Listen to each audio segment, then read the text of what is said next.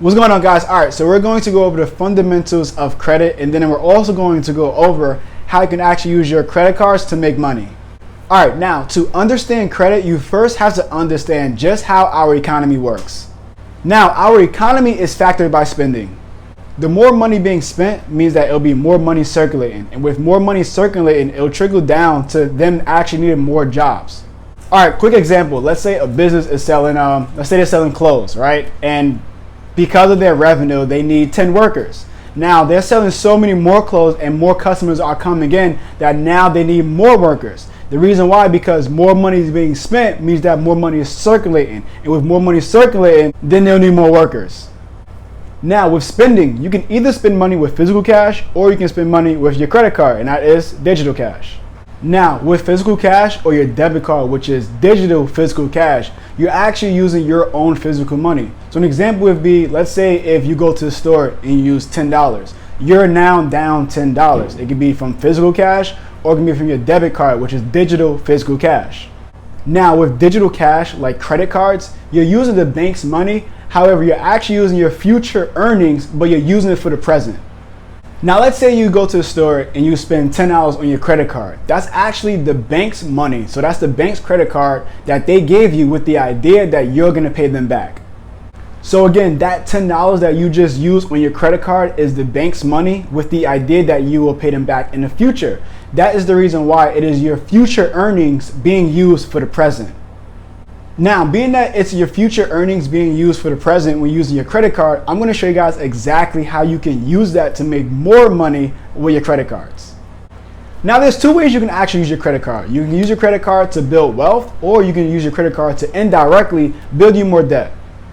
Now, let's say you go to the mall and you spend, I don't know, $30 on a pillow. You know, that pillow is not going to help you generate money for the future. So that is a way for you indirectly getting yourself into more debt, because again, that pillow doesn't help you generate more income. So what you're using, you're actually using your future earnings to buy a pillow for the present. Now, let's go over a way where you can actually use your future earnings credit card to help you make more money.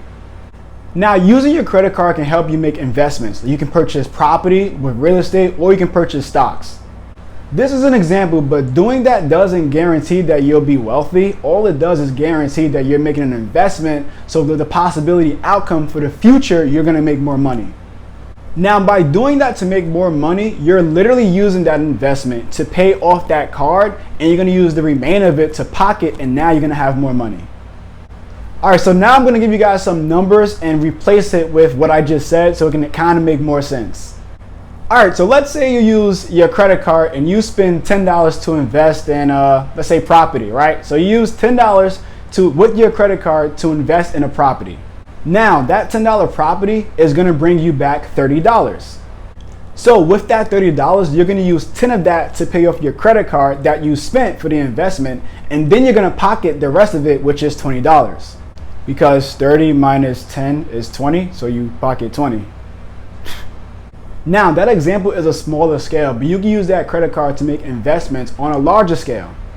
Now, let's say you're using that credit card to invest $10,000. You know, with that $10,000 investment, it brings you back in $100,000. With that $100,000 that you have coming back in, you're gonna take $10,000 of that to pay off the balance that you used for the credit card, and now you're gonna pocket $90,000.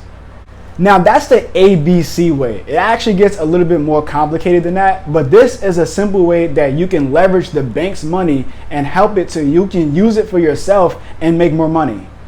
Now, an example would be this BOA cash rewards card. With this, you're able to get 3% cash back, 2% cash back, and also 1% cash back on different things. Now, the 3% cash back can be the category of your choice. That can be gas, travel, dining, or online shopping. Now, with online shopping, you can use it for Amazon, or let's say you're using it to buy an online course.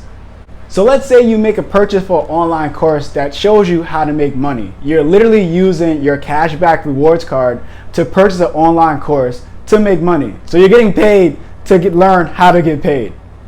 Now, you get 2% when you go to grocery stores or wholesale club stores like BJ's or Costco's, and then you also get 1% on other purchases like everything else. So again, when you're making these purchases, you want to make sure that you're using a certain type of credit card so you're able to get rewards while you're doing so. And again, the reason why you want to do this is because the best thing about using your card to make money is we can actually make money from your card. Now, I do have a credit course that goes into full detail as to how you can actually leverage your score, leverage your credit so you can make more money, also so you can use it to travel for a cheaper price or sometimes even free. If you guys want to know more about that, you can click the link in the description below.